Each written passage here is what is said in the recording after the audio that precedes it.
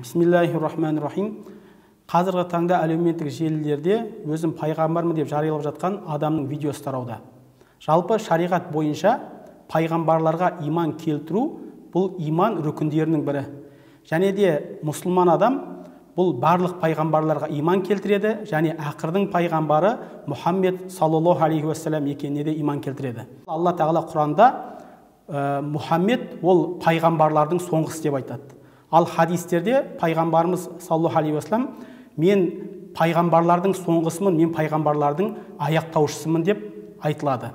Сондықтан да ақырдың пайғамбары Мұхаммед саллаллаху алейхи уассалам екендігі Құранда да, хадистерде де анық баяндалған.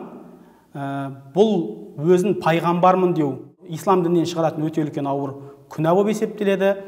Және де бұндай адам қайта ислам дініне кіру үшін міндетті түрде калима шахадатты айтуы керек болады. Сондықтан да бұндай жалған ақпараттарға сенбеңіздер, жалған ақпараттардың тарауына себепші болып қалмаңыздар. Алла тағала елімізге құт берекесін, бірлігін берсін. Алла тағала елімізді әртүрлі бүліктерден өзі сақтасын.